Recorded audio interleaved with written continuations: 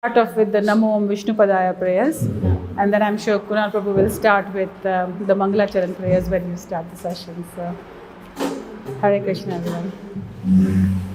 Namo Om Vishnu Padaya Krishna Pristaya Bhutale Srimati Bhakti Vedanta Swami Iti Namine Namo Om Vishnu Padaya Krishna Pristaya Bhutale Srimati Bhakti Vedanta Swami Iti Namine Namaste Saraswati Devi Gauravani Pracharine Nirvishesha Shunyavadi Pashyatyadeshitarine Namaste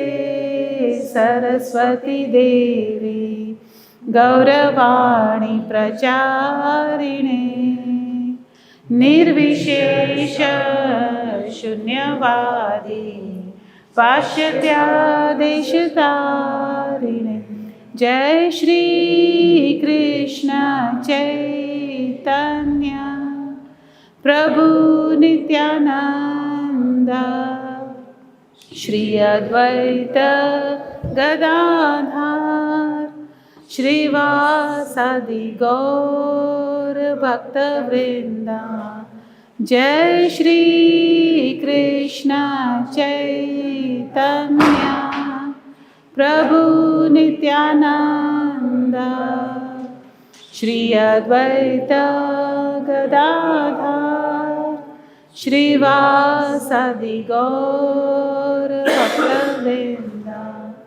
Hare Krishna Krishna Krishna Hare Hare Hare Rama Rama Rama Hare Hare Hare Krishna Krishna Krishna Hare Hare Hare Rama Rama Rama Hare Hare Hare Krishna Krishna Krishna Hare Hare Hare Rama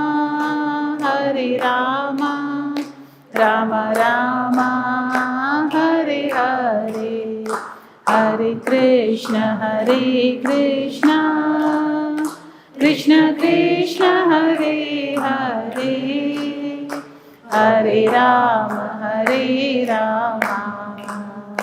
Rama Rama Hare Hare Hare Krishna Krishna Krishna Hare Hare Hare Rama Rama Rama Hare Hare. Hare Krishna, everyone. I'll hand over to Kunal Prabhu now. Hare Bol.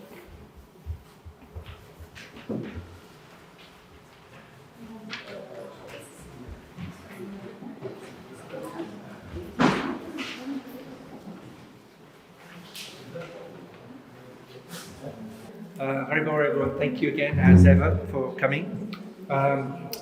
Just to let you know, there's going to be a slight gap between now and the next program. The next one's going to be on the 20th of September, really a couple of weeks after Janmashtami. We thought lots of people have lots of things going on, so we are going to be missing out one session.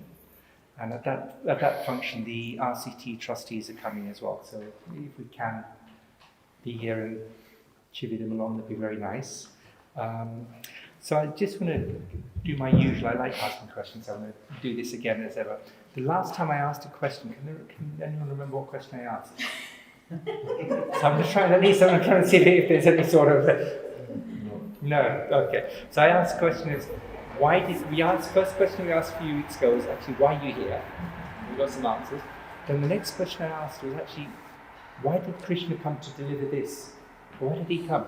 So I thought, yeah, that's one of those questions. And actually, I was listening to a couple of seminars, and it's really interesting because what this talk was about was actually about the Srimad Bhagavatam. So anyway, we all go to these Bhagavad Saptas and we hear the story of Krishna and everything else.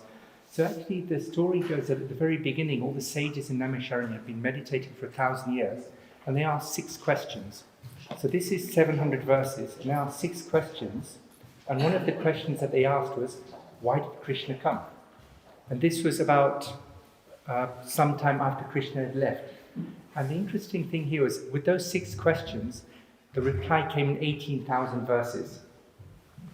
So even with those 6 questions, and the one question that they asked was, why did Krishna come? And it was really bizarre, because when they looked at this, and they said these sages had meditated for 1,000 years, and then Sutta Goswami came inside, and they said, look, they were so excited. They said, we know Krishna has left the earth, but why did he come? He doesn't need to come. He's Ajor. He's actually, he doesn't take birth. He's living in his, living up there, and he's got everything that he needs. He doesn't need us. And they were saying, why did he take a mother? What did he do? What happened? And we talked last time around. Actually, we try so hard maybe to say, let's go and see God. But actually, God wants to see us so much. And time he's come again and with these scriptures and that. And actually, we're coming up to Janmashtami. And I think I'm just going to give a very honest reflection. We're from the Hindu community and culture. But actually, systematically, what do we know about Janmashtami? Actually, this is the word of God. He's given us the Bhagavatam with so many stories about who his friends are, who his enemies are, his funny stories, where he loves somebody, whether he goes into a fight, what he eats, what he doesn't eat. But actually, we're coming up to Janmashtami in a few weeks' time. So I'm just saying, take this opportunity to say, actually, he's come, or whether it's Ram or Krishna, Nrsimha, but all these avatars have come. And they've come only for one purpose. They don't need anything, but they need you, and that's what they're really here for. And that's one of the beauties of this. And I just want to reflect that from the last chapter. And I'm going to be very honest. Hands up anyone who has had a chance to read any of these verses. Just be honest. 1, 2, yeah, 2, 3. Okay, so I'll put my hand up. I read it, I was so confused. So I read it. I'm just thinking, my God, because what I remember reading, it says, you've got your senses and you sacrifice them in the fire of this. Then you've got the object of the senses and you sacrifice them in the fire of this. You've got your mind and your senses and you sacrifice them in the fire of controlling the mind. And I'll be honest, and it was like, then it was talking about the air going in, the air going out, and feeding this and feeding that. I thought, my God, this is so confusing.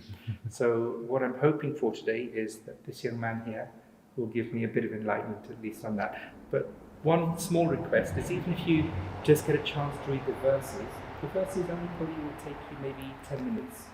So even if you read just the verses, forget the translation, but read the verses, and it just adds a bit more life to this discussion that we have today. And again, one of the other important verses, which I always like quoting one verse, was that just try to learn the truth by approaching a spiritual master, inquire from him submissively and render service unto him. The self-realized souls can impart knowledge unto you because they've seen the truth. So at that point I'll introduce Kunal, because he's going to impart us this knowledge, and we look forward to this session. Thank you. Thank you. Hare Krishna. Hare Krishna, everybody. Hare Krishna. It's nice to be with everyone again today. The end of chapter 4. So we're going to do the second half of chapter 4. The title for the talk was The Ultimate Sacrifice.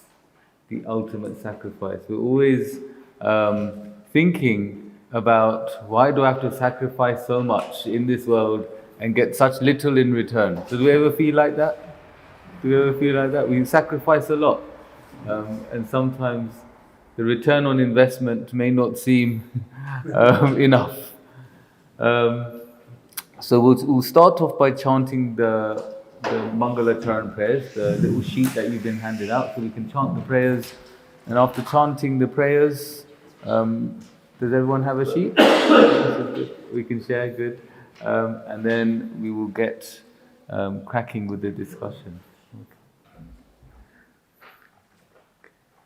So we can bring ourselves to the room, try and forget everything going on in the outside world, just for this little time that we are here. Feel your weight on the chair, feel your feet on the ground. Bring yourself to the room and be ready to connect with Radha and Krishna. Om Gyantimirandasya Gyananjana Shalakaya Chakshurunmilitam Yena Tasmai Shri Guruve Namaha.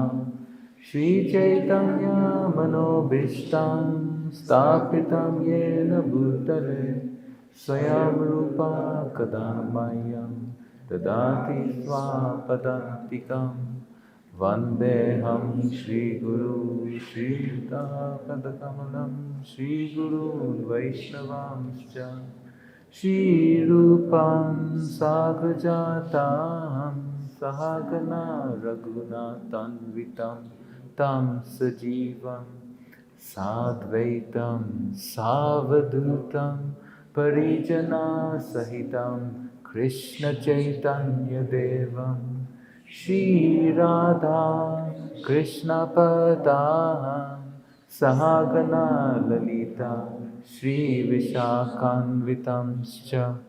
He Krishna Karuna Sindhu Deenabandhu Jagatpate Gopesha Gopika Kanta Radha Kanta Namostute Tapta Kanchana Gaurangi Radhe Vrindavaneshwari Rishabhanu Sute Devi Pranamami Hari Priye Vanchakalpa Tarubhyascha Kripa Sindhuvya Evacha Patitanam Pavanebhyo Vaishnavebhyo Namo Namaha.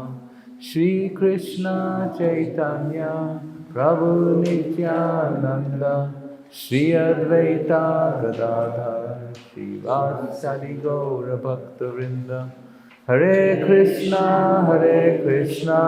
Krishna Krishna, Hare Hare, Hare Rama, Rama Rama, Hare Hare. Thank you very much. So, we're on this battlefield of life. Arjuna was on the battlefield of Kurukshetra. He's on this battlefield and he's confused. He's confused. What should I do? He asks Krishna what he should do. Krishna gives him some answers and he's still confused. And the conversation develops as it has been developing in our discussions. And as it's been developing, as this conversation between Krishna and Arjuna has been developing, Krishna has started to give him a few hints about who he is. He tells him why he comes here. Paritranaya sadhunam vinashaya chaduskritam. I come here to protect the devotees. I come here to annihilate the demons. I come here to protect you. I'm here to protect you. And Arjuna is humbly taking account of what Krishna is saying to him. Arjuna has doubts, but he deals with his doubts in the proper way. So when we have doubts, what should we do? So, first thing is not to impulsively reject everything that sounds positive.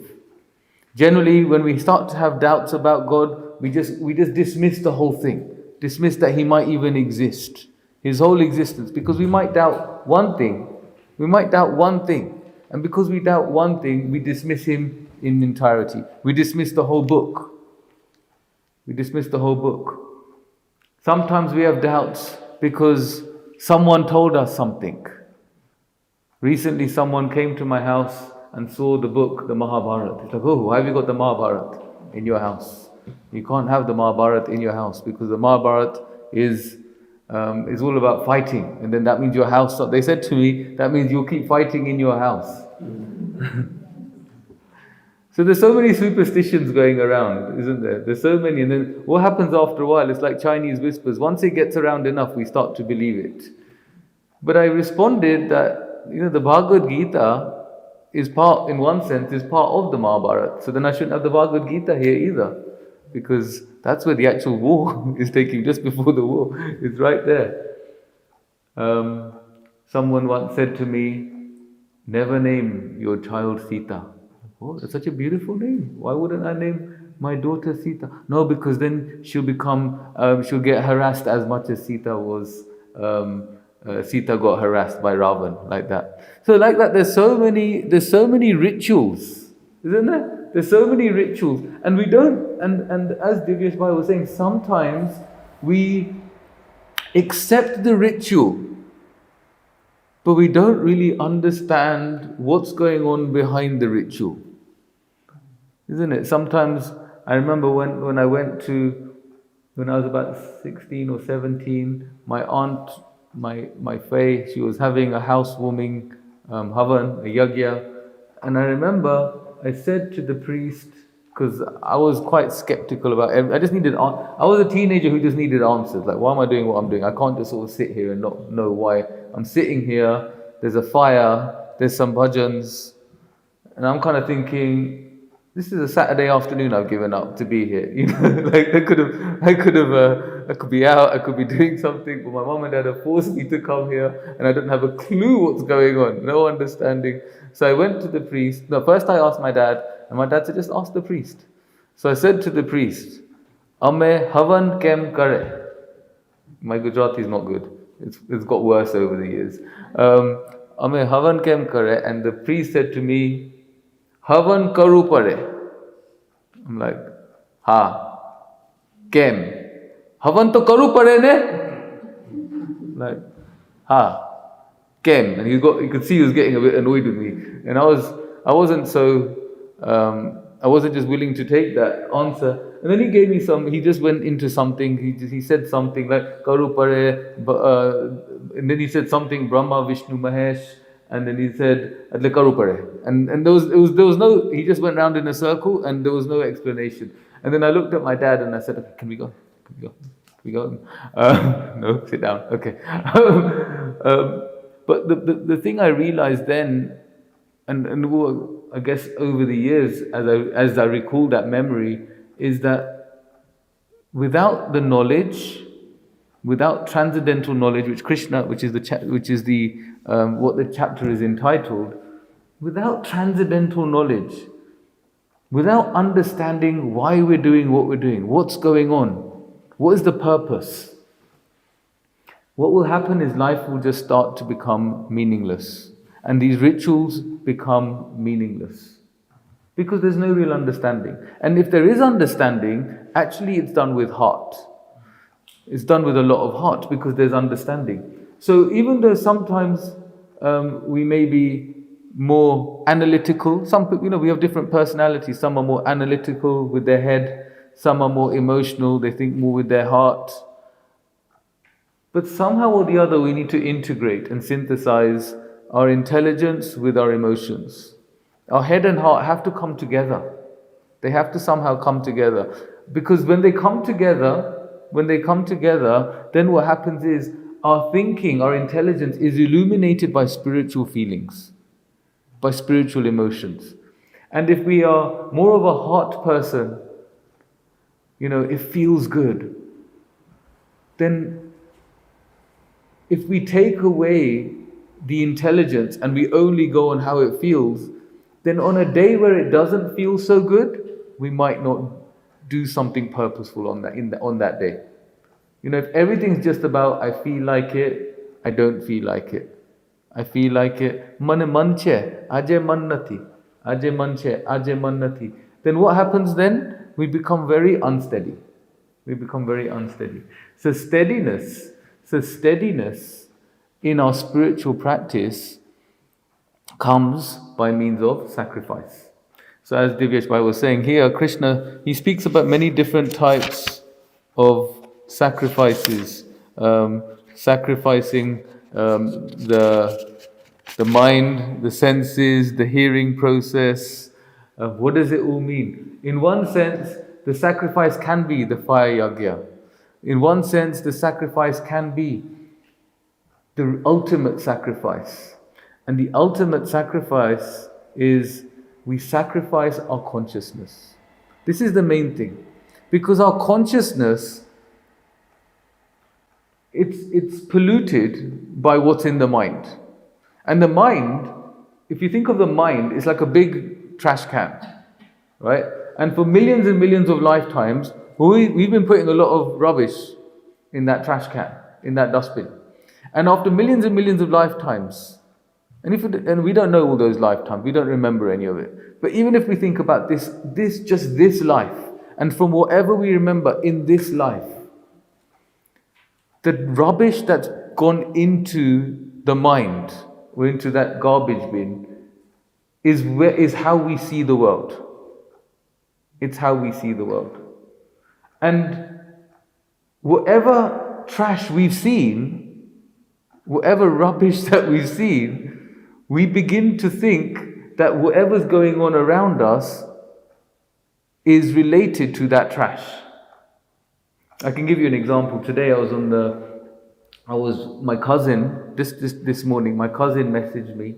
One of my relatives messaged me, and he was upset about something.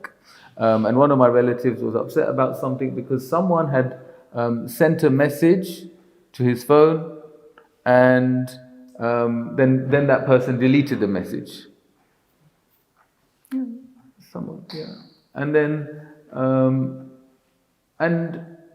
then what happened later on in our conversation is I sent a message and I spelt something wrong. So I just deleted that. And then I sent him a message, I hope that hasn't made you paranoid. Because he was upset because what can happen naturally is that when you delete a message, if I've deleted a message and the message that got sent to him was about him, well, it was meant to go to someone else. So he saw it and then it got deleted. So just give you context. So he read it, it was about him, and then it wasn't something so nice, and then it got deleted, right? This happens sometimes when you're thinking of the person, so you end up messaging the wrong person. Okay, so this kind of stuff can happen. So then I sent a message, I spelled it wrong and I deleted it. Then I just hope that didn't make you paranoid. Why? Because I immediately thought that what can happen naturally is once something's gone in the trash can, then the next thing that happens might just make us think it's the same trash when it can be absolutely innocent. And when we come to spiritual life, a lot of us have doubts about the process, about the people that are practicing the spiritual wisdom, because we may have had some trashy experiences of it in the past. It can happen. But if that stops us from accessing the transcendental knowledge, then we're going to miss out on this wonderful opportunity. And Arjun kind of was thinking about missing out on this opportunity. He was thinking, it's fine, I don't need the kingdom, I'm going to scoot from here. I'm going to get out of this place. I'm out of here. So Arjun does a runner. Well, he wants to do a runner, but in his mind he does a runner. He just checked out. He checked out of his responsibility. And Krishna is saying to him, sacrifice. Krishna is talking about sacrifice. Arjun, you want to do this because this is what suits you. This is what suits you. You want to leave this battlefield because what suits you right now is not having to go through this difficult circumstance. So you want to run from here. But you need to sacrifice that. You need to sacrifice that urge to take the easy way out. Sometimes in life, we're looking for the easy way out, isn't it? Just like, we just need a bit of respite sometimes. It's just sometimes a bit too much. And we think we just need to take the easy way out. Just a little while. And then we come back and it's still there. What we need to deal with is still there. That bill is still there. Or that person still needs that conversation. You have to go to work and tell someone that they're no longer required or whatever it is. So the sacrifices that Krishna is asking Arjun to do are step by step getting more and more elevated. So he starts to talk about different types of sacrifices. Like someone who believes in the impersonal feature of the Lord, what are they doing? They're sacrificing their identity. And the Lord does have an impersonal aspect. But some people believe that the impersonal energy, so if I kind of break this down, Krishna is said to be Swayam Bhagwan, the original Supreme Lord. There's different aspects of him. There's Paramatma, which is the super soul, where he is in everyone's heart. So he's in all of our heart. And at the same time, Krishna is the impersonal energy that we could, in one sense, say that pervades everything and everyone. A lot of people, especially even in our Hindu culture, believe up to that point of the impersonal energy. Brahman, it's called Brahman. And don't quite believe that there's a person who is the source of that energy. Right? So if I just kind of break this down for you, some people say, I trust the universe. Right? We hear that phrase? The universe has got my back. Which is basically saying, I believe in the law and order of God, I believe in karma, I believe that the universe as a whole is fair, the universe as a whole is looking after me. But and that is true, and that is Krishna. But what Krishna is getting at is that there's something more beyond the universe, or all the universe is. And what he's saying is, he is the original source of all the universes. Okay? And we'll get into this more in later chapters. But I wanted to kind of just bring it up here, because Krishna is talking about why he comes, and what he comes down for. He comes to protect. So how can he protect? Because he's saying, and he's hinted at it in chapter 2, in 2.60, in 3.31, he's hinted, just sacrifice for me. Do this for me. So when Krishna comes here, he's basically saying to Arjun that you want to sacrifice your duty, but I'm telling you, you should stay here and do an even higher sacrifice. Arjun thinks it's action and renunciation. He thinks there's two choices. Either I act, I fight in this battle, or I renounce. And Krishna is saying synthesize it. Action with renunciation. Do your duty, but don't be attached to the results. Renounce the results. Renounce that sense of it's all about me. And this is a massive sacrifice that is culminating in this chapter. Can we live a life beyond thinking about our own happiness? It's really strange, and it's an interesting phenomenon in this world, that if we're trying to be happy, we're never happy. Like if you just set out every day, today I'm going to be happy, we're never going to be happy. But the only way we're ever happy is if we have a meaningful and purposeful life by which happiness comes as a byproduct.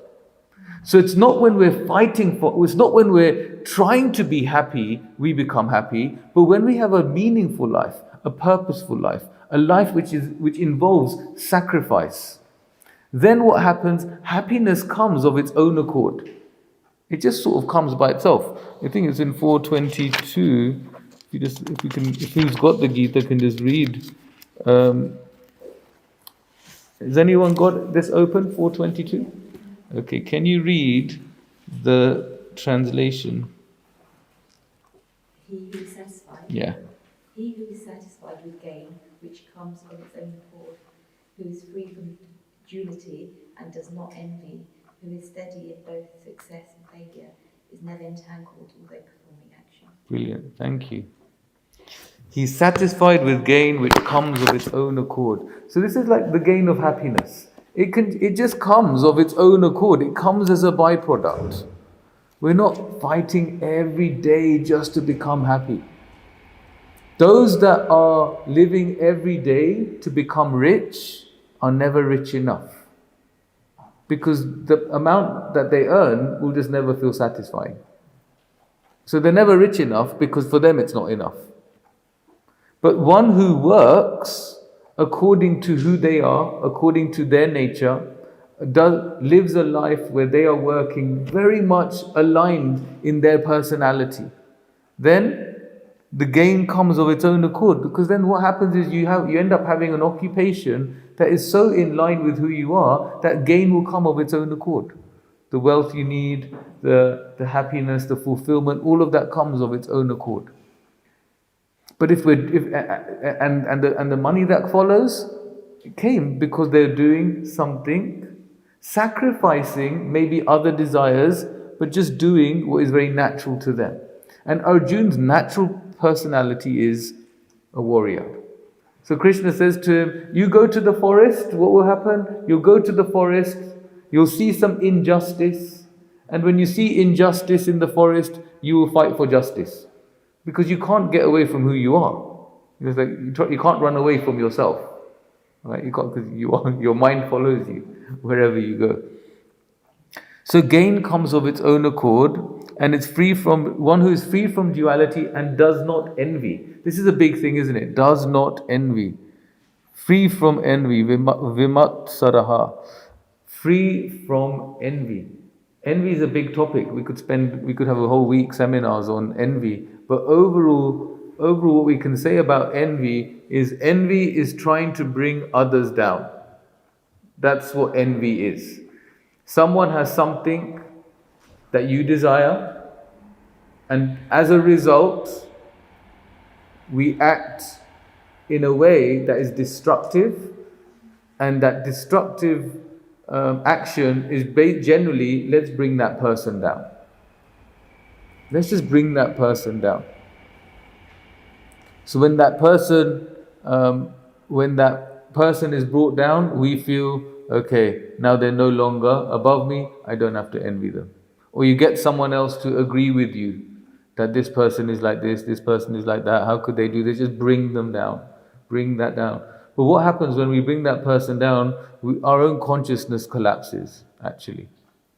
Our own consciousness collapses, our own heart starts to feel miserable. So Krishna is basically getting at, can we sacrifice this desire to bring someone else down? You know, when Hanuman was crossing the ocean from the southern part of India to go to Lanka to find Sita, and he comes across many different demons. One of the demons' name was Suras. And what she did, she saw the shadow, she could see the shadow, and was tried to bring Hanuman down. She was trying to bring Hanuman down, and then Hanuman had a fight with her, and obviously Hanuman won and carried on his journey. But what we can learn from that is that Suras was showing us that this is envy. You find the shadow is the darkness, right? So that we look at the shadow, it's black, it's darkness. So what is envy? Envy is trying to find a dark spot in someone's character and bringing that person down by looking at that maybe one or two aspects of their character and bringing that person down. But the exact opposite, and then what did Hanuman do? Hanuman literally ripped open her heart. He ripped open her heart. And what do we learn from this? He ripped open her heart because within the heart, there needs to be purification. Now, obviously, we're not going to rip open our heart. This is actually part of the story of Hanuman killing the demon. So he only had one thing in mind. Whatever Ram desires is my desire. And Ram's desire was find Sita. So Hanuman, nothing got in his way. I mean, there's such a beautiful story. His crossing of that ocean is such a beautiful story. But when Hanuman went, he did not think of himself. He sacrificed everything and he just went. At the beginning, when he was on the banks of the river, he did not say, I can do it. He actually forgot his own powers. Being in a monkey's body, he forgot his own powers. But everyone around him reminded him, Hanuman, you can do this. You're the one that can do this. And then he went. So Hanuman first wasn't a show-off. With us, we're the exact opposite. We have something, we want to tell everyone. Isn't it? I've got a Porsche. Hey guys, hey, I've got a Porsche. So when we have something we want to do, Hanuman was the opposite. Whatever he had, he was very humble about it. He was very humble about it, and others had to remind him, actually, Hanuman, you're the one that can do this. Everyone was like, oh, I could do this. I could jump this much. I could jump this much. And this is like an 800-mile long crossing. So Hanuman, he went, he defeated the demons, and then ultimately he was successful in finding Sita. But he sacrificed his whole being for the pleasure of Ram. He sacrificed, everything was just Ram. Everything for Hanuman was just Ram. Everything was Ram. Whatever Ram wants is my pleasure. And Krishna is saying to Arjuna that if we sacrifice our consciousness, if we can get rid of the trash that's inside. And how do we get rid of the trash? Don't take it so seriously. Try and recognize it. Try and see where it may have come from. And then don't take it so seriously. Don't take it so seriously. Because this material world, if we take it too seriously, we're never going to actually progress. If we take what others say to us too seriously, we're never going to really get anywhere. Right? Because then it's just, oh my God, how could they? How could he? How could she? It becomes too much. And if we can't sacrifice that for a higher purpose, that bogs us down. Our day becomes about that. Our week becomes about that. Our month becomes about that. Our resentment starts to build. And then what happens? We totally forget that there's a life out there. There's a life out there which is full of enrichment that we're missing out on. There's a life of enrichment that we are missing out on. So Krishna is saying, sacrifice all of the things that don't matter. And like Divyesh was saying about the mind, sacrifice the mind. Yeah, sacrifice the rubbish in the mind and spiritualize the mind. Spiritualize the mind. And so, for example, envy. How do you spiritualize envy? Well, actually, we can work. Because what is envy? Envy means deeply that you appreciate that person's quality and wish you had it yourself. Right? Whatever that person has. So actually, rather than trying to bring that person down, if we appreciate what that person has and try and serve that person, then what happens is the envy will go away. Naturally. We just serve the person. Why serve? Because service is what is natural. This is where we feel our true self.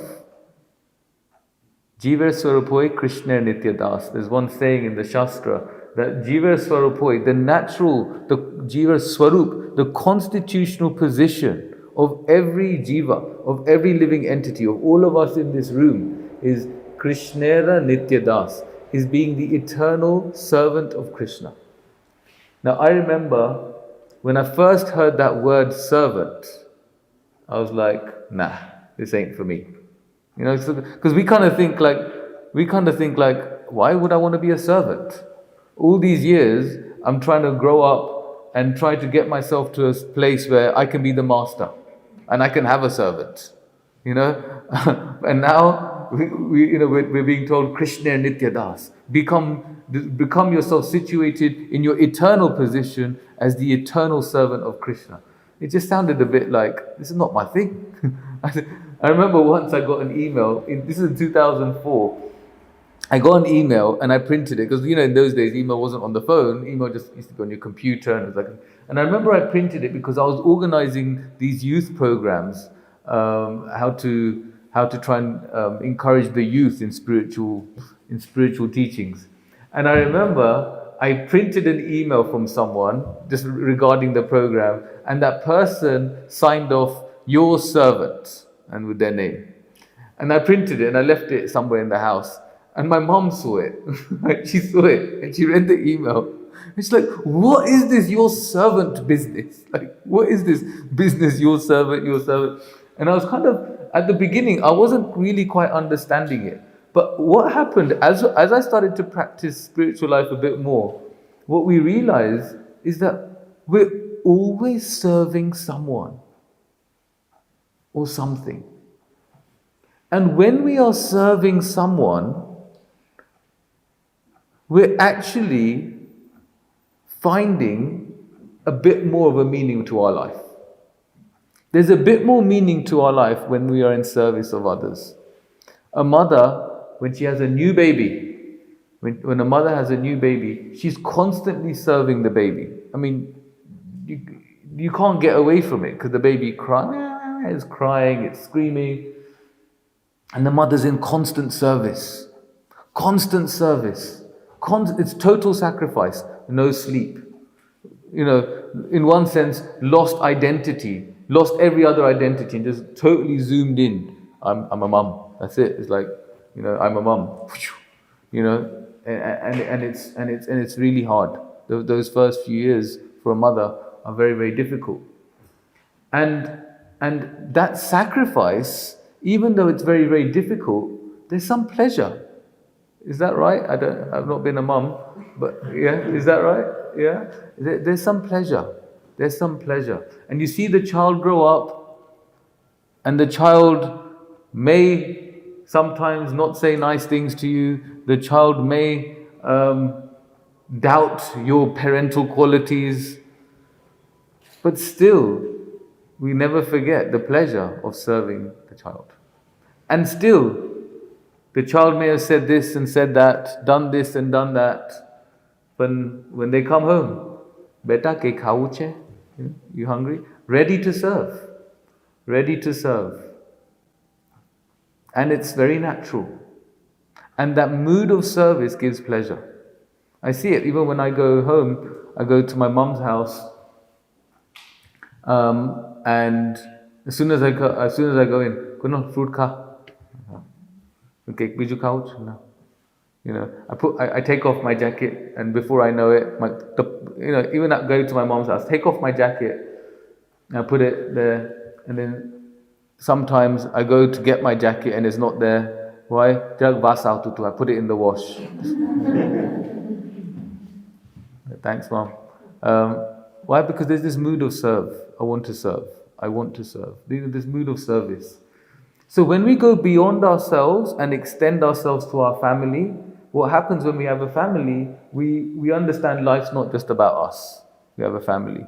And then when we go beyond the family, we might go to the extended family. We might go to the workplace. We might think about our village. We might think about our town. We might think about our city, our country. We might think about the whole world. What happens is this life of sacrifice begins to motivate us more and more. And if we think of all these famous personalities, like one that comes to mind, Nelson Mandela, he sacrificed his whole life for righteousness, actually. He sacrificed so much for righteousness. But what is that life? That life, he was in jail for so many years. We think he was in jail for so many years. But that sacrifice was giving him some pleasure. Something, otherwise why would he keep going? There's something within him that made him keep going. So sacrificing our comforts, sacrificing our consciousness is what it all culminates in. And here, I'll just read a few of the verses where Krishna talks about sacrifices. So in 25, he's talking about worshipping the demigods by offering different sacrifices to them. So he's talking about sometimes we sacrifice our material possessions for some happiness. Next, some sacrifice the hearing process. So some engage their hearing in Krishna Katha. Like what we're doing now. We're hearing about Krishna. We're sacrificing our time. We're sacrificing what we could be doing to engage in the hearing process. Sacrifice the objects of the senses in the fire of the senses. So we're sacrificing, enjoying our senses so that we can find some transcendental inner happiness. Then there's the yogis, the yogis who can and there are some yogis, especially in India. Like you go to places like Rishikesh, there's some yogis who can sit in a certain way. I mean, we'll do more of this in chapter 6. They breathe in a certain way, in through the nose and out through the mouth, but in like really long breaths, and it's really what's the word I'm looking for? The word I'm thinking of. It's really it's like a fantasy. Actually, you wouldn't even think it's real. But what Krishna's saying is that these yogis, they're sacrificing their whole body, their mind, their breathing, to achieve something higher.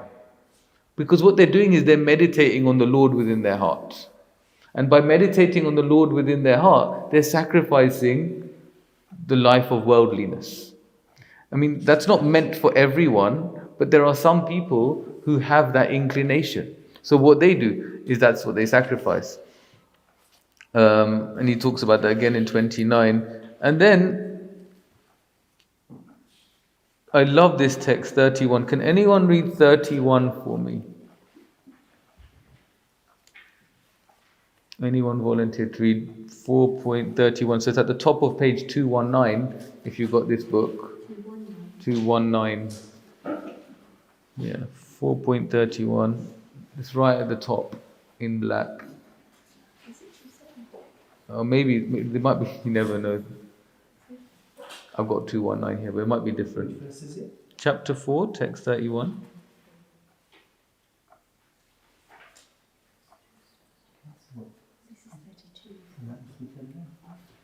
Maybe it's a different version. Okay. It starts with O best of the Kuru dynasty. Here we are. Before? 270. Yeah, go for it. Go. O best of the Kuru dynasty, without sacrifice one can never live happily on this planet or in his life. What then of the next? Thank you so much.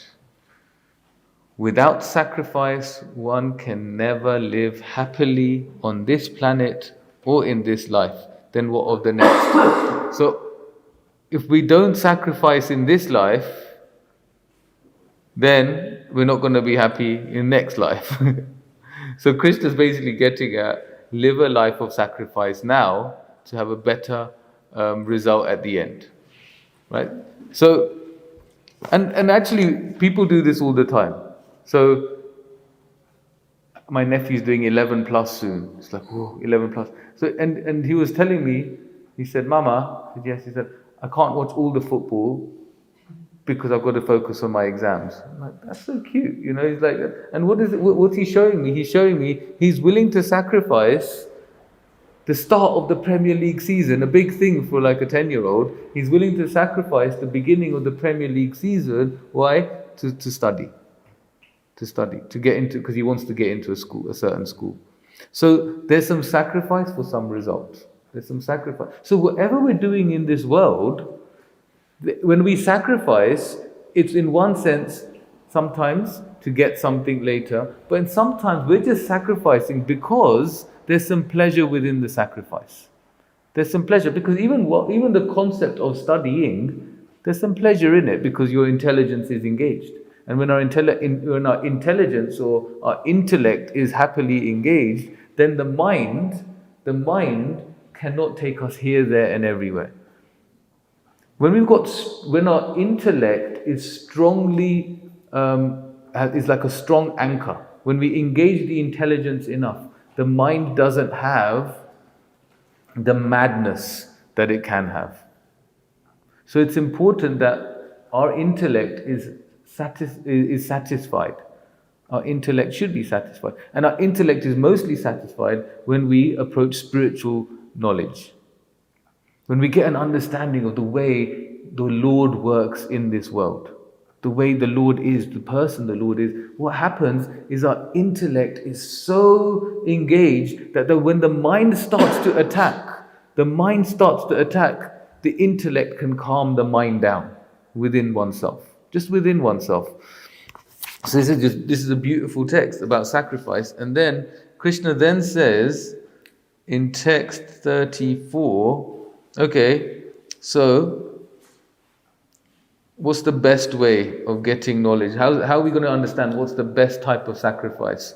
It's a very famous verse, Tadvidi pranipatena pariprashnena sevaya upadekshanti te jnanam jnaninas tattva darshinaha. So can anyone read the translation for 34, please? Just try to learn the truth by approaching a spiritual master. Inquire from him submissively and render service unto him. The self-realized soul can impart knowledge unto you because he has seen the truth. Amazing. Thank you.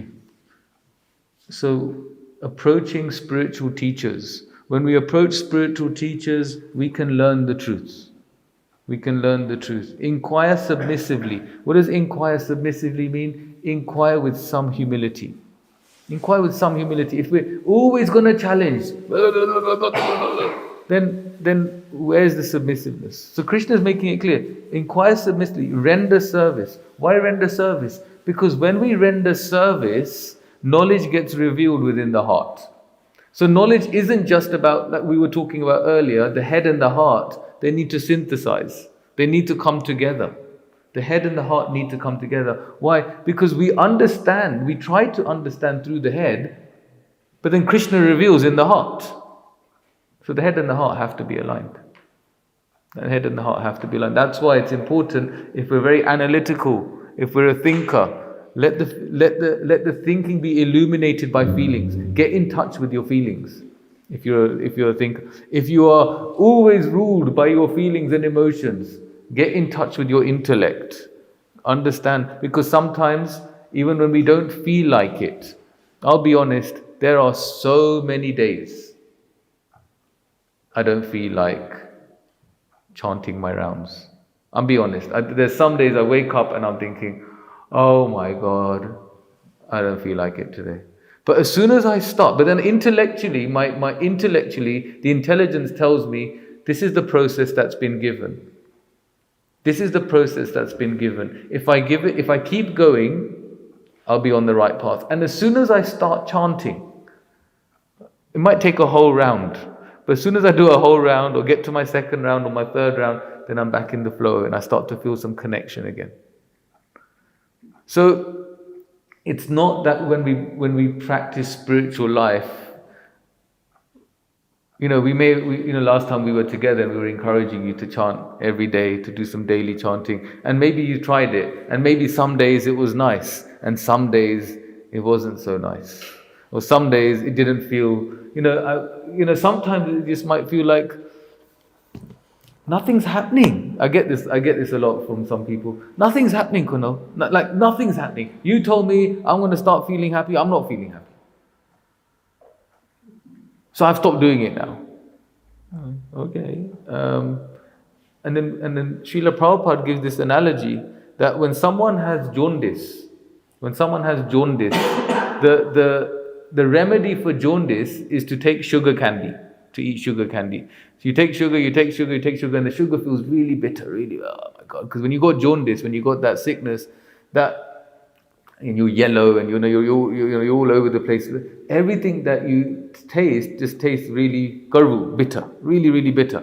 But the remedy is you just keep taking the sugar candy. You keep taking the sugar candy. You keep taking the sugar. And slowly, as you start to get better, you taste the sweetness. And as you start to taste the sweetness, you get better. That's how you know you're getting better. So similarly, when it comes to the process of spiritual life, it won't always feel like I want to do it. It won't always feel like I've been chanting for over 20 something years, and even now it doesn't feel every day like I want to do it. Some days yes, but some days it's like, whew, okay, let's just do it. Especially if I don't wake up early, then I'm like, okay, how am I going to manage? I've got to get to work, and I've got to do this, and I've got to, it's just like, but somehow or the other, if we try and we show Krishna we're up for it, he makes time for us. He makes it happen. The time somehow, and I realize this more and more and more, that when I give Krishna a bit of endeavor, he kind of sorts the rest out for me. I just noticed that he's managing everything for me. Because I know if I'm managing my own life just by myself, I'm a disaster case. But what Krishna does is he gets involved. But we just show a little bit of endeavor, a little bit of sincerity, and he gets very, very, very, very involved. Like he says, we mentioned the verse previously. If someone wants to read it, actually, it's a nice verse, 4.11. We'll just flip back to it because it's a very nice verse. Even the first sentence of 4.11. Would anyone like to read the first sentence? Just flick back to 4.11. Anyone there? Doot, doot, doot. I'll read it. Go on. As all surrender unto me, I reward them accordingly. Yeah, beautiful. Thank you. As all surrender unto me, I reward them accordingly. A little bit of surrender, a little bit of sincerity, a little bit of, okay, I don't feel like it, but I'm still going to do it. Krishna will reward us accordingly. It said that every step we take towards Krishna, Krishna takes 10 steps towards us. So we just got to do a little bit, and he'll do so much. Just do a little bit, and he'll do so much. We see this often in a parent-child relationship. A child does a little bit, and the parent gives so much. You know, the child does a tiny thing, and the parent's like, "Oh, maro dikro, mari dikri, what do you want?" You know, because love is just flowing. So Krishna's love is flowing, and the more we just slowly surrender unto Him, the reciprocation keeps coming. And he's saying, like in the text we just read before this one, which was 4.34, inquire submissively from a spiritual teacher. Render service. Because when we render service, what happens is like this. Krishna works through his devotees. Right? Krishna works through his devotees. The devotees, if you think of devotees of the Lord, they're the representatives of Krishna. Okay? So the devotees of the Lord, they represent Krishna. Just like you could say the child represents the parent, or the CEO represents a company. You know, so the devotees represent the Lord, because they're the ones who are, in one sense, trying to share the teachings of the Lord, share the understanding of the Lord. So if we render service to a spiritual teacher, then what happens?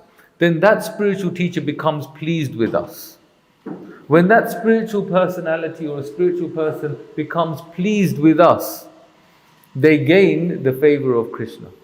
Krishna becomes pleased with us. Just like if I came here with my young daughters, I've got 2 young daughters, and if this happened actually, I can just give an example. So I was at a program a couple of weeks ago. I was giving a class, and my daughter came with me, and while I was giving the class, she was becoming a bit restless. Just becoming a bit restless, like just moving things, and I couldn't even focus on the class properly. So I was giving a class and I couldn't focus because she was like, you know, it's your kid, and I was like babysitting and at the same time giving a class.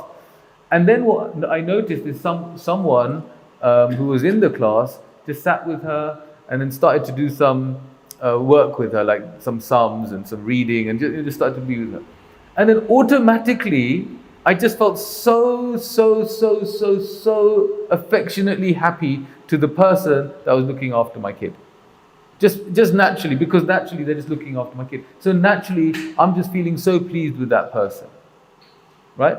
So, and in one sense, the child represents the parent, like we just said. So when the devotee or the representative of the Lord, if we serve that person and that person is pleased, right? Because just like that person pleased my child, then I became pleased with that person that pleased my child. So similarly, if we please a spiritual teacher, then the Lord becomes so happy with us because we pleased their representative.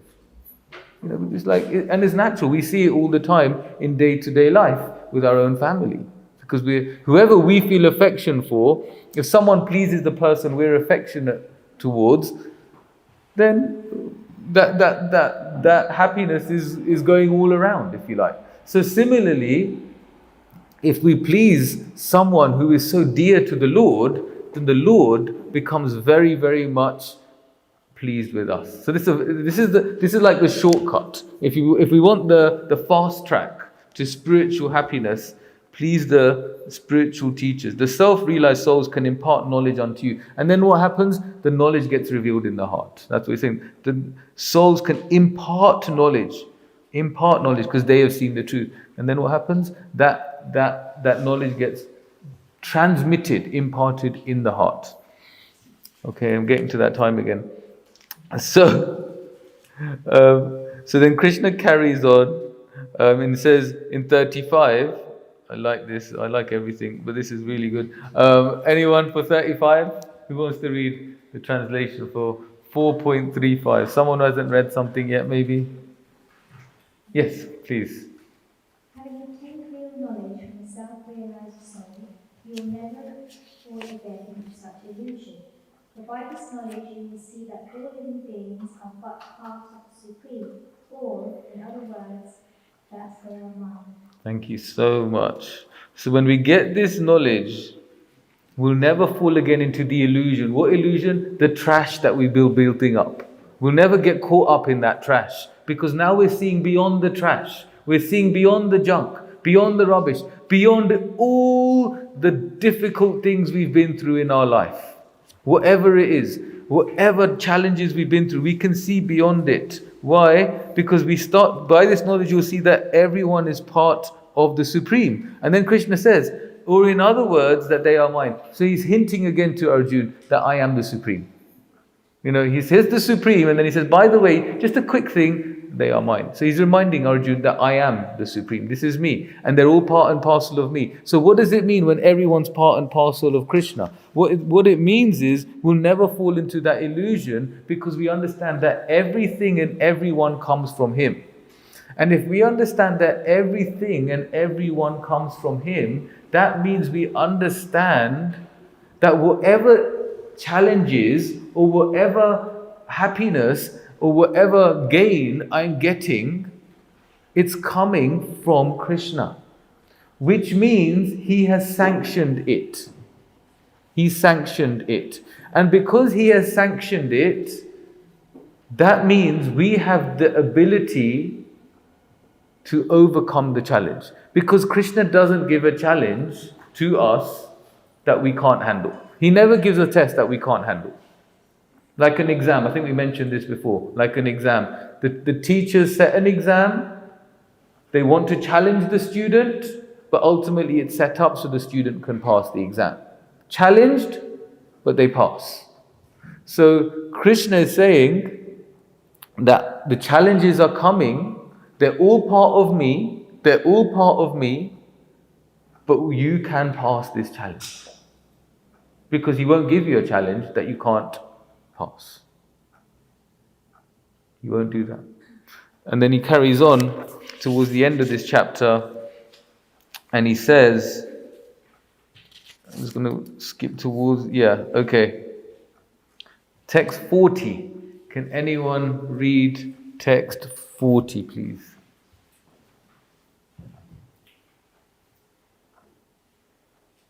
Yes, thank you. But ignorant and faithless persons who doubt the revealed scriptures do not attain God consciousness. They fall down.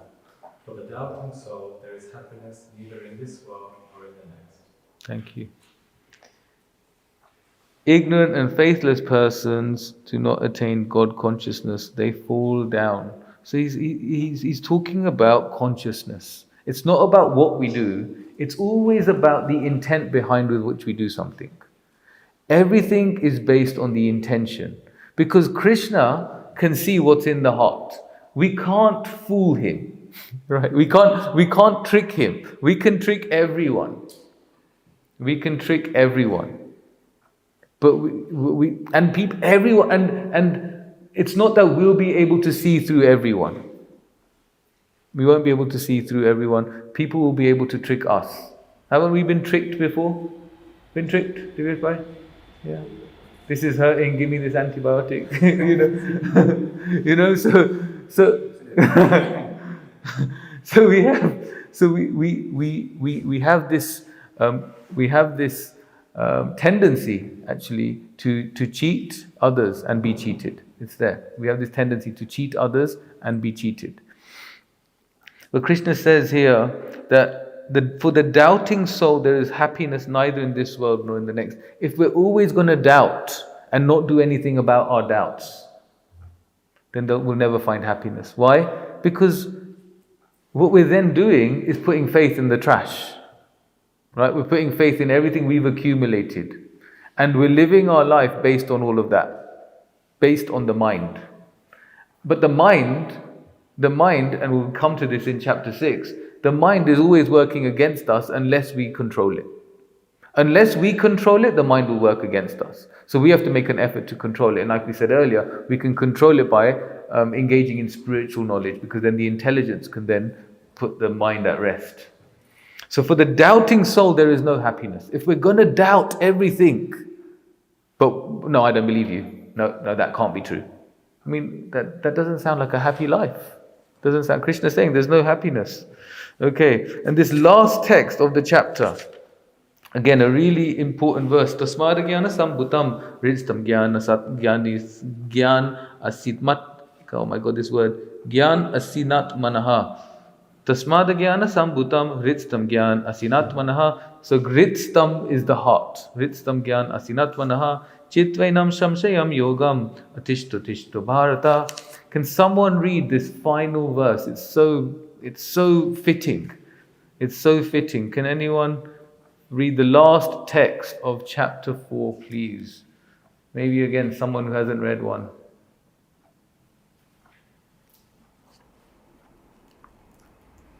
Yes, go on. Therefore, the doubts which have arisen in our hearts out of ignorance should be slashed by the weapon of knowledge. Armed with yoga, O Bharata, stand and fight. Thank you so much. The doubts which have arisen in your ritstam, in your heart, out of ignorance, should be slashed by the weapon of knowledge. That was the difficult word. Gyan asinat manaha. Gyan is knowledge, asinat manaha is the weapon. The weapon of knowledge. So if we have the weapon of knowledge, we can slash the doubts with the weapon of knowledge.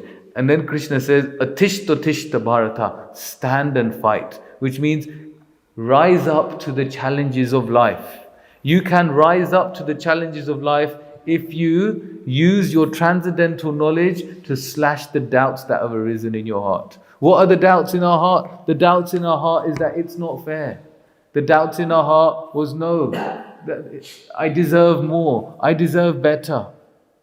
And maybe we do at some point, but at the same time, the challenge that has come, Krishna just said a few texts ago, they've come from Him. They've come from Him. So if we have that knowledge, that transcendental understanding, that consciousness, this has come from Krishna. I can embrace this. I can rise to the challenge and I can fight as long as I have Krishna by my side. Arjuna had Krishna in that war. He had Krishna with him. And he did the unthinkable. It was not a fair fight. If you think of a football match, if you had 7 on one team and 11 on the other, 7 on one team and 11 on the other, the team with 11 is much more likely to win than the team with 7. If they're of the same standard, the team with 11 is going to defeat the team with 7 in a football match, in a cricket match. Imagine how many 6s you could hit and 4s you could hit. There's no fielders, if one's bowling and one's a wicket keeper, there's just no one left. So in terms of the ratio of the army, it was 7. The ratio was 7 to 11. 7 for the Pandavas and 11 for the Kauravas. That was the ratio of the army. So it wasn't possible for the Pandavas to win this war unless they had Krishna.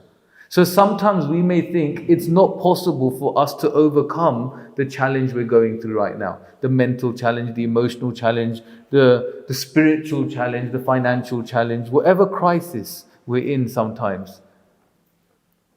The relationship challenge, whatever it is. But it's come from Krishna, and as long as we have Krishna on our side, as long as we keep Krishna on our side, then Krishna says, "O Bharata, stand and fight. Atishta, tishta, we can rise to the challenge." So the ultimate sacrifice, what is the ultimate sacrifice? Let's not take the illusion too seriously. The illusion of what seems important, and actually rise up to transcendental knowledge and rise to this spiritual understanding and try and invite Krishna into our life more and more and more. And when we invite Krishna into our life more and more and more, we see actually that the challenges of life come and they go. They pass like summer and winter seasons. They come and they'll go. And with that understanding, and he mentions in 2.14, that if we just we tolerate when it's really hot, and then after some time it becomes cold, and then after some time we just tolerate the seasons as they come and they go.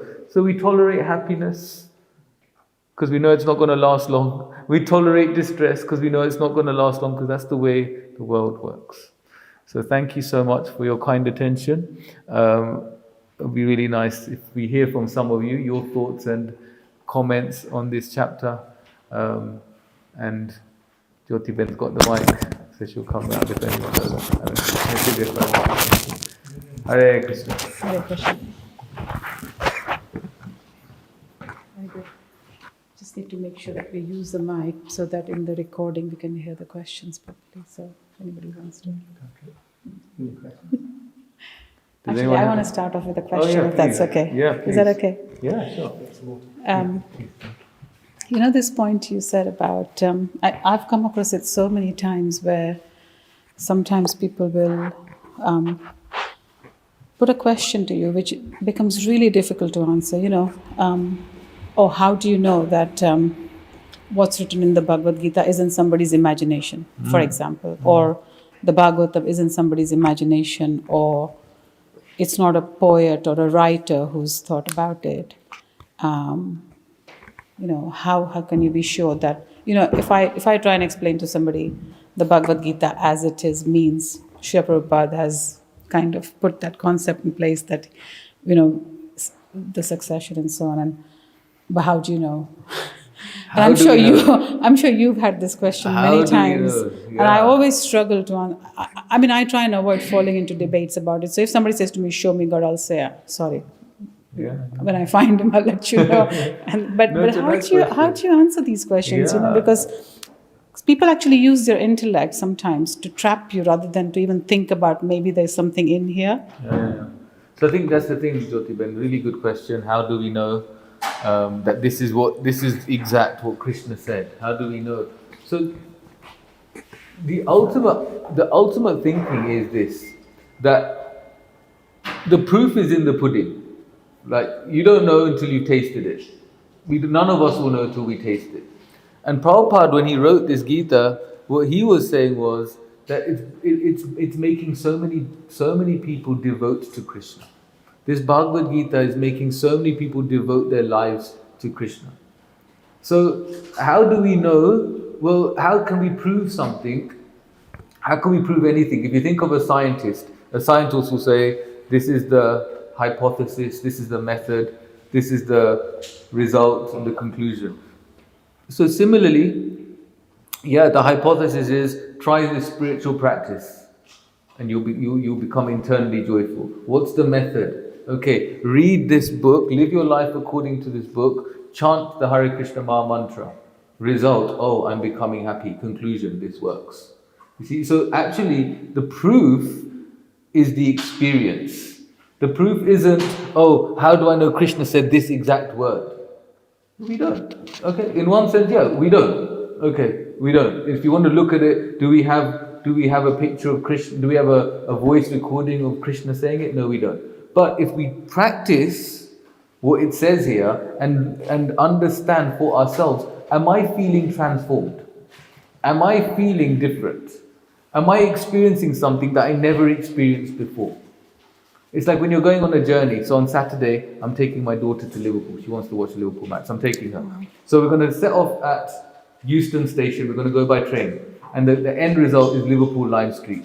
So when I pass Milton Keynes Station, Crewe, Runcorn, as soon as I start seeing these stations, what am I thinking? I'm on the right train.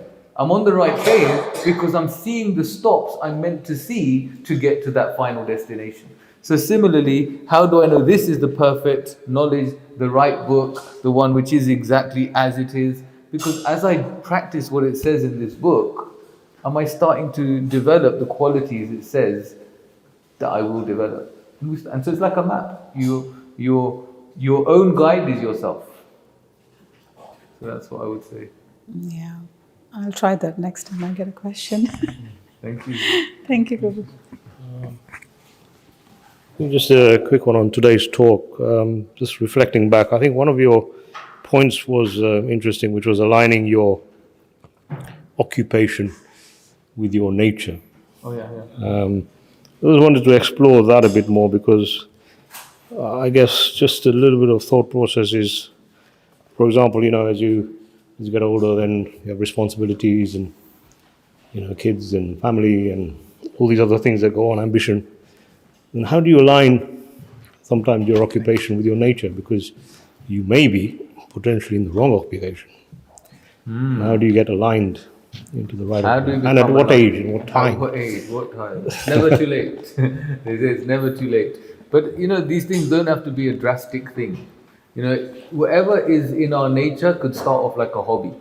And as we develop that hobby, then it can start to become something that could end up being our occupation.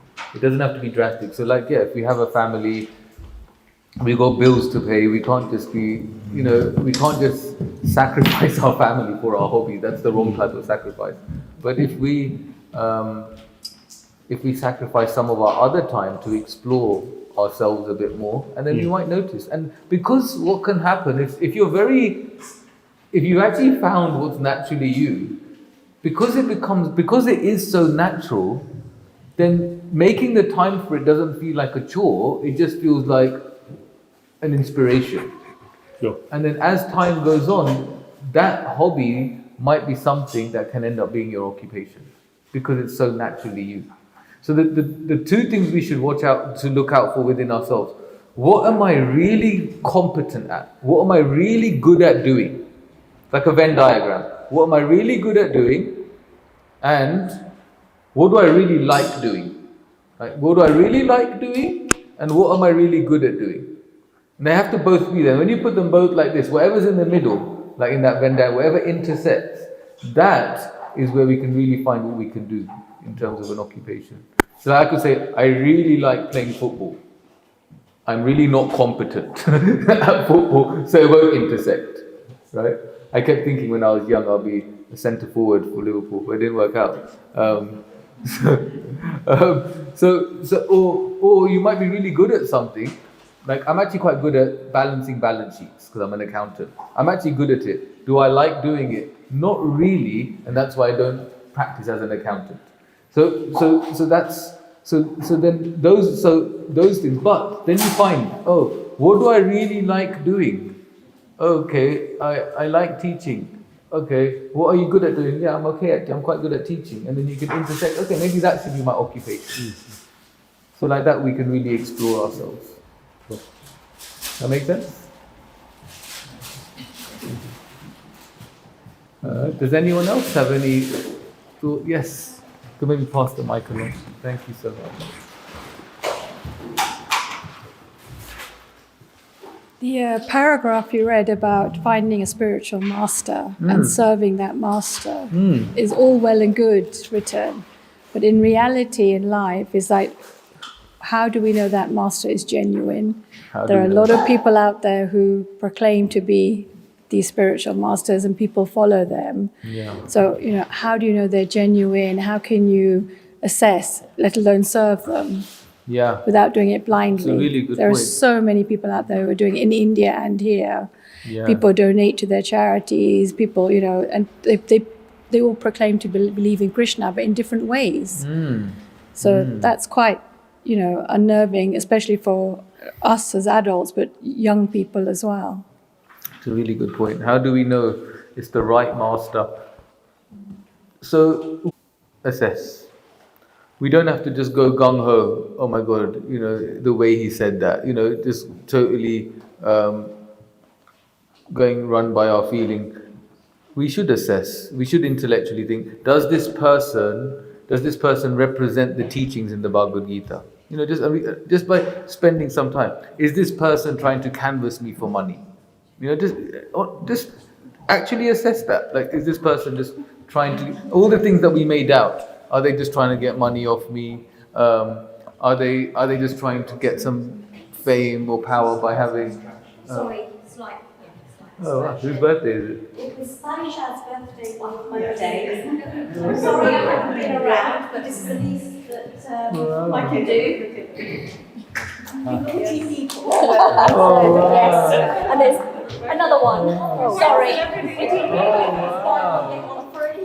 Wow, look at this. I forgot it was her birthday, so I'm You forgot it was her birthday. Did he get in trouble?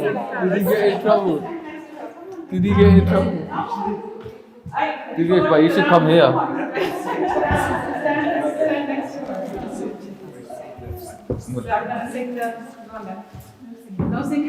Happy birthday to you. Happy birthday to you. Happy birthday, dear Krishna. Happy birthday to you.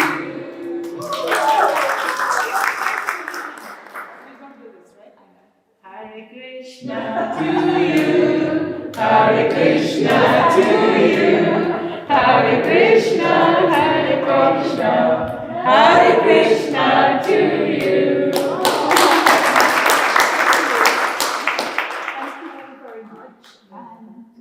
This is just a lovely surprise. I'm shocked. But thank you all very much. Thank you all for coming. It was Hinaven and Your team.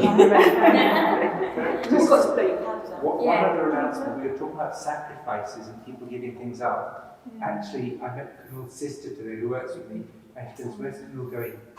She goes, so he's coming with us, it's my dad's birthday. Oh! He was actually sacrificed his dad's birthday to come to join. Thank you so much.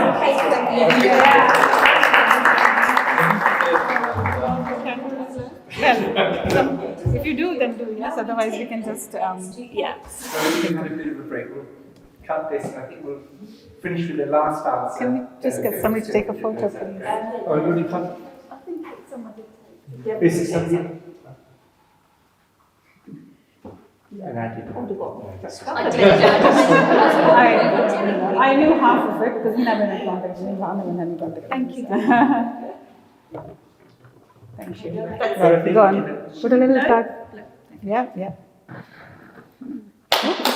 Nice.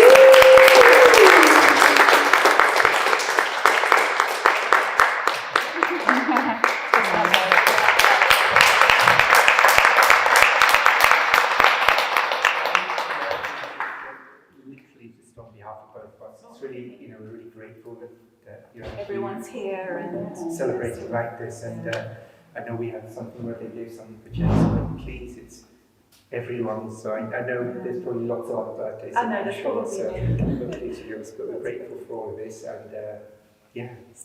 Good to cake, right? I'll tell you when my birthday's and I'll treat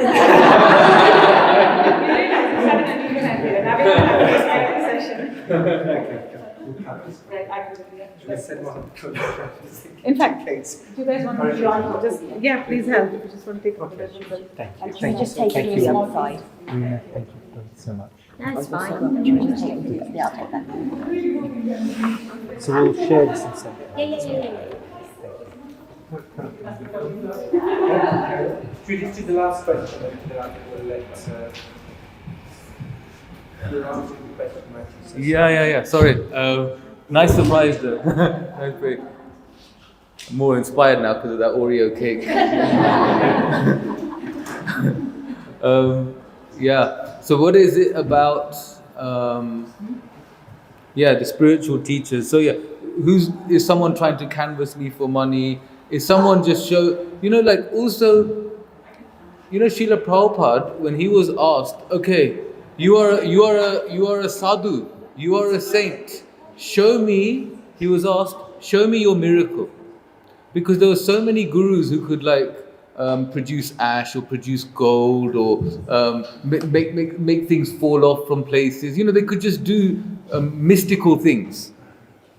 And Prabhupada was asked, what's your miracle? And Srila Prabhupada said that all my disciples were hippies. They were taking drugs. They were living such a sinful life. But just look at them now. Look at them now. So this is the actual miracle. Is our heart being transformed in that person's association? Is our heart are we more in touch with our higher qualities because of being around that person? Ask ourselves, ask for feedback with the people around us, because then we're knowing that we're getting association from the right person. Sometimes what happens, we think we've met the person, but by meeting that person, we've become so judgmental of everyone else. Then maybe that person, even though we're inspired by that person, but if we ask for true feedback, maybe that person isn't the right person, because that person should be bringing out our higher qualities. If that person's making us more judgmental, if that person, being around that person is making us less accepting of others, then actually that person isn't the right person. Because that person is then trying to divide and conquer, divide and rule.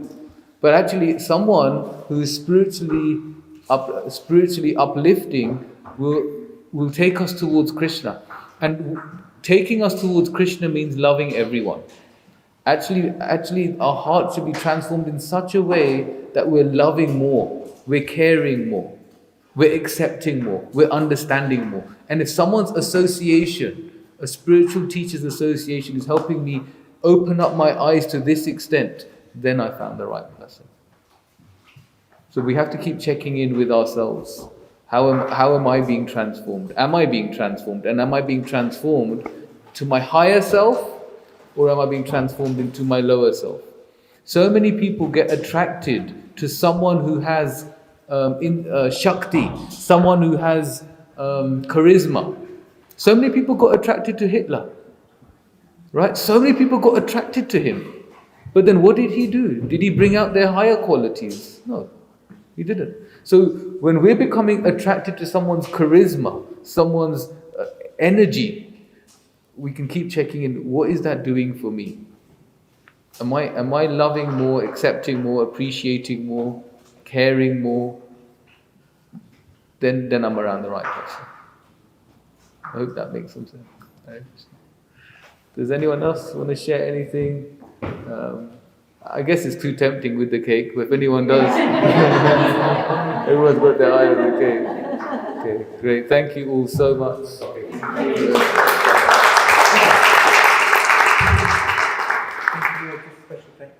Thank you for coming again, second time round. So, something like you must have known you bring the cake. So, Wonderful. Thank you. Thank you. We're going to miss you for the next two. Yes. We'll get you back at that's 6. A wonderful class. So that's great. Thank you. Thank you. And happy birthday again to Bhavi Shaben. Hare Krishna. And I think the questions are great. I think that's one of the... Yeah. If you've got questions, actually, these books are all just questions and answers, so please feel free and more. Okay, very well, please enjoy. Thank you. Thank you.